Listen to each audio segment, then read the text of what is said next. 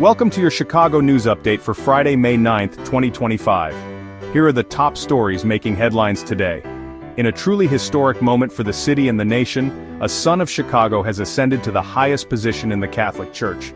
We'll take a closer look at the life and journey of Cardinal Robert Francis Prevost, now Pope Leo XIV, and the immense pride and joy his elevation has sparked across Chicago. But first, a tragic incident overnight has left one man dead and raised serious questions about the use of force by law enforcement. It's a day many Chicagoans never thought they'd see.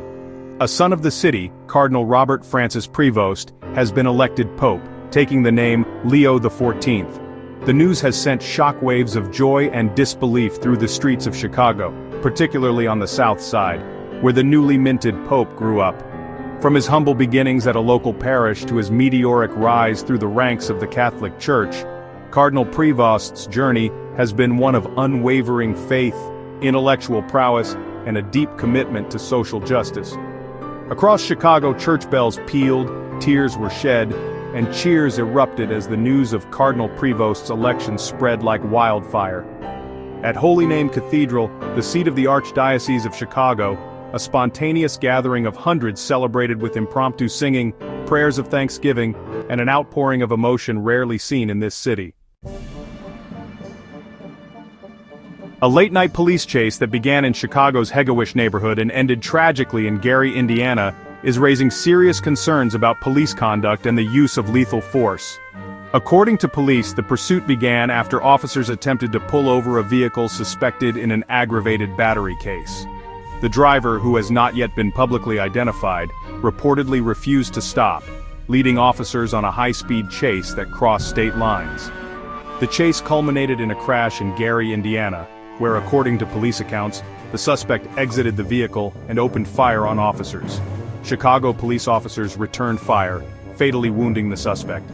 The incident is now under investigation by both the Chicago Police Department and the Indiana State Police.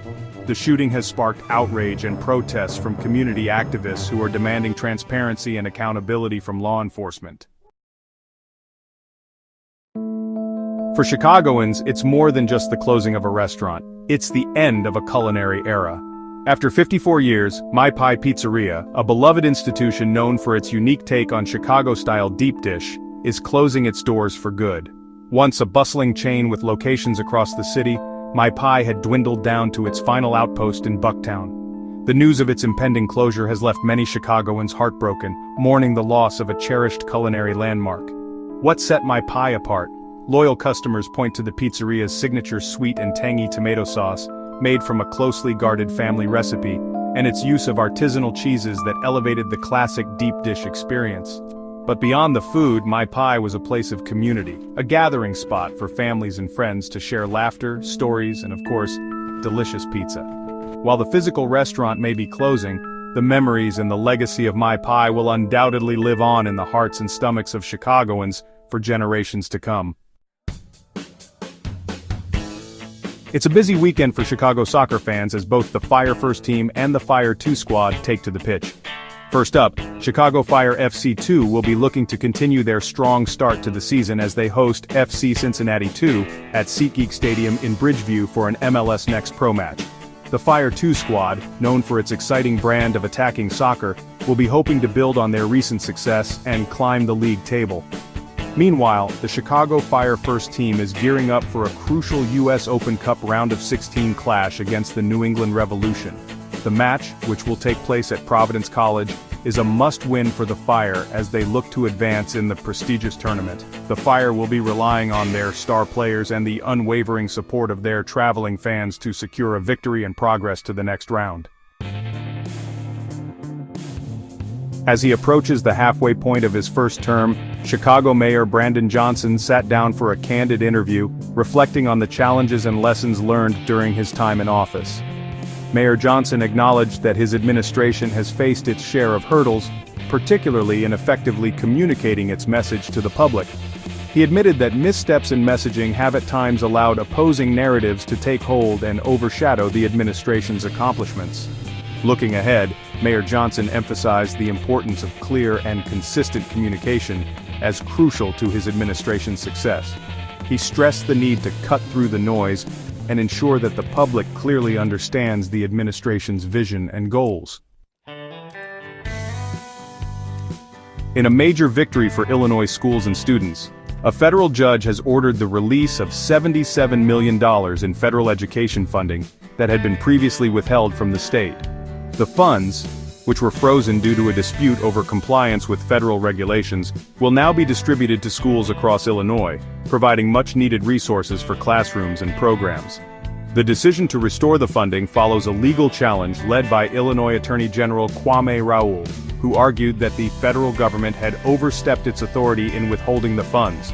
The victory is being hailed by educators and advocates as a critical step in ensuring that Illinois students have access to the quality education they deserve.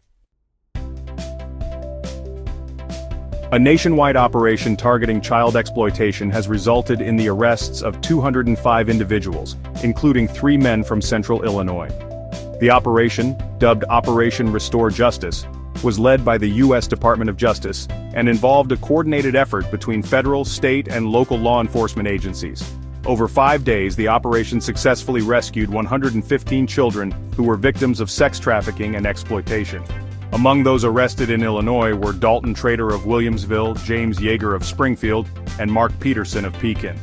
All 3 men are facing federal charges related to the production, distribution, and possession of child pornography.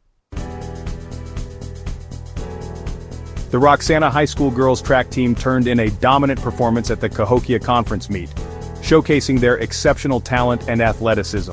The meet, hosted by Roxana High School, saw several standout performances from the home team, including a record-breaking win for freshman sensation Leah Newton. Newton, who has been making waves in the Illinois high school track and field scene, added a conference title to her already impressive resume by winning the triple jump.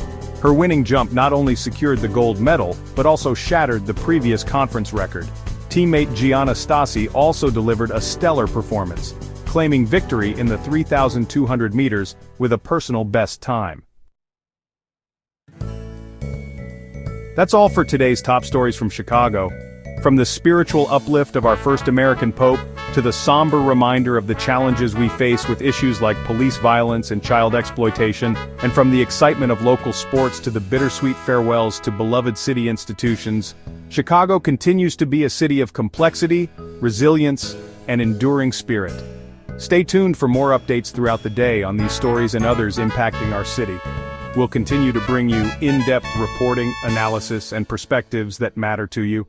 And as always, thank you for choosing us as your trusted source for news and information in the city of Chicago.